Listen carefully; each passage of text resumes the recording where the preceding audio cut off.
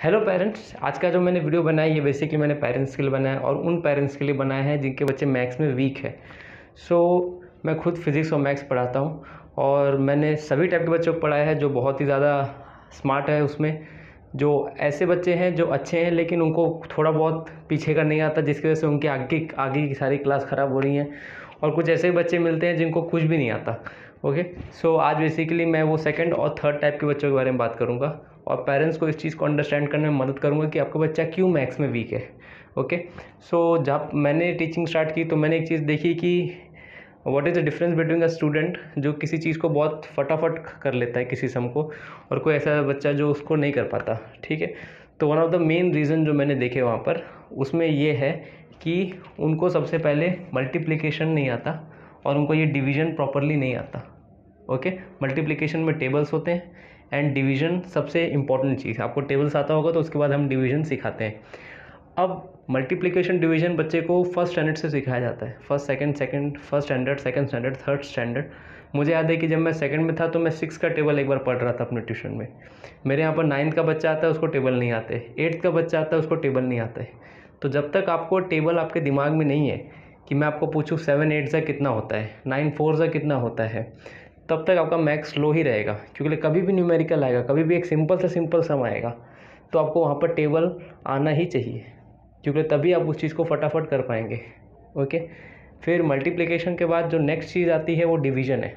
Okay, जैसे कि ये सम देखिए, ये सम मैंने इसीलिए रखा है, ये सम है। तो जिस बच्चे को मल्टीप्लिकेशन नहीं आता या फिर डिवीज़न नहीं आता, जिसको बेसिक्स नहीं आता, वो इस सिंपल से सम को नहीं कर पाएगा।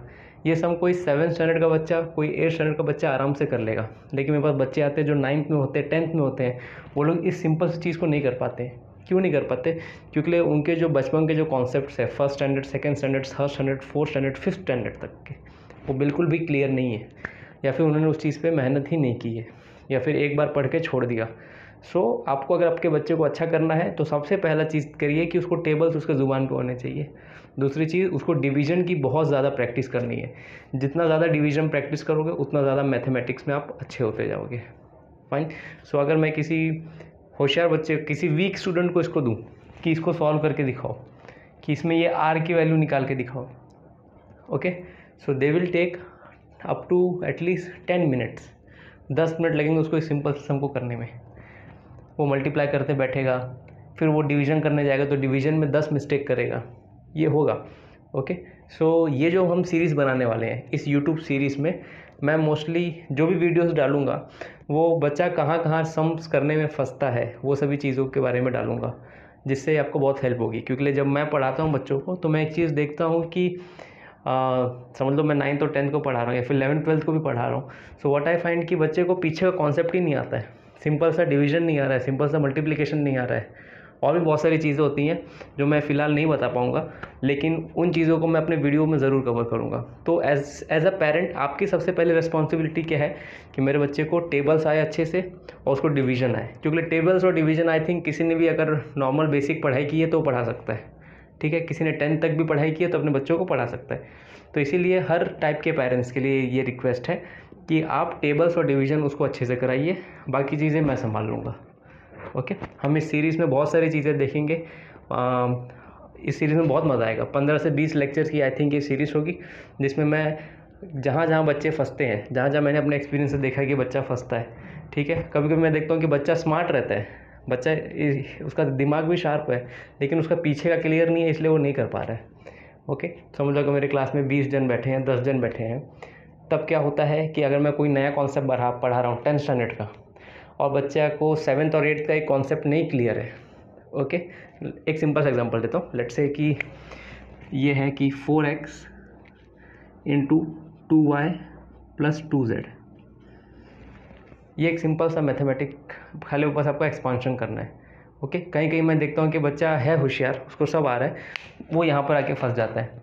ये चीज़ 8th स्टैंडर्ड 9th स्टैंडर्ड में सिखाई जाती है और वो 10th के बच्चे को अभी तक नहीं आता। तो इस सीरीज़ में मैं यही सब आपको सिखाऊंगा कि ताकि इससे क्या होगा, 2 चीज़ें होंगी। एक तो टाइम सेविंग होगा टीचर का, टीचर को पता है कि बच्चा किस कॉन्सेप्ट में अटक रहा है, टीचर बोल सकता है कि तू ये वाला वीडियो देख ले, ठीक है। क्योंकि वही चीज़ दोबारा कराने में वो क्लास का टाइम भी वेस्ट करता है, और किसी भी टीचर के लिए, ना ही स्कूल टीचर के लिए, ना ही उसके ट्यूशन टीचर के लिए यह प्रैक्टिकली पॉसिबल है कि पूरी क्लास के बीच में वो उसको ये सिखाने बैठे। ओके, बिकॉज टाइम जाता है, ठीक है, और क्या कहते हैं कि इन सभी चीज़ों की वजह से बच्चा डेवलप नहीं कर पाता है। तो इस सीरीज़ का हेल्प क्या होगा कि मैं टीचर हूँ, मुझे पता है कि बच्चा कहाँ अटका हुआ है, तो मैं उसको स्ट्रेट अवे कह दूंगा कि इस क्लास में आने से पहले ये वीडियो देख लेना। ओके, इससे क्या होगा, बच्चा प्रिपेयर रहेगा, मेंटली भी प्रिपेयर रहेगा, और क्या कहते हैं कि उसको कॉन्सेप्ट भी आ जाएगा और वो लेक्चर में बेटर परफॉर्म करेगा। इससे आप देखोगे कि उसका परफॉर्मेंस मैथमेटिक्स में बहुत अच्छा हो जाएगा। फाइन, तो ये सारी चीज़ें हैं जो मैं बताना चाहता था। सो मैं क्या चाहता हूँ कि एज अ पेरेंट आपको बस 2 चीज़ें करनी है। आपको देखना है कि उसका मैथ्स का टेबल्स अच्छे से आता हो और उसको डिवीज़न अच्छे से आता हो, ठीक है। डिवीज़न के आप सम्स दीजिए, ठीक है, और उसको कहिए कि इसको सॉल्व करो, उसको रेगुलरली करो, उसको इतना रेगुलर कर दो कि आपके ज़ुबान पे आ जाए। जब तक ज़ुबान पे ना आ जाए ना, जैसे मैं कैसे टेस्ट करता हूँ, मैं पूछता हूँ 4 7 का कितना होता है। अगर बच्चा बहुत सोच रहा है, 2-3 सेकंड लेके बता रहा है 28, तो मैं समझ जाता हूँ कि अभी तक इसका पक्का नहीं हुआ है। ओके, तो आपको स्ट्रिक्ट होके टेबल्स और डिवीज़न उनका अच्छे से करवा के लेना है। ओके, बाकी चीज़ें मैं वीडियो में दिखाऊंगा, और मेरे यहाँ पर क्या होता है, मैं पेरेंट्स को फीडबैक भी देता हूँ, ठीक है, कि यहाँ पर ये वाला कॉन्सेप्ट इसका नहीं है, प्लीज़ इसको ये वाला वीडियो का रिवीजन करने बोलो। ओके, अगर आप इस तरीके से मुझसे कोऑपरेट करेंगे, your student will do very well in mathematics. Fine, so आज के लेक्चर मैं यहाँ पर एंड करता हूँ। आप लोग अपने फ्रेंड से जिनके बच्चे मैथ्स में अच्छे नहीं हैं, या फिर आपका जो भी फ्रेंड सर्कल है उसमें ये वीडियो शेयर कीजिएगा, और मेरे सीरीज़ को देखने के लिए उनको इन्फॉर्म कीजिएगा। Fine, thank you so much everybody, will see you later, bye.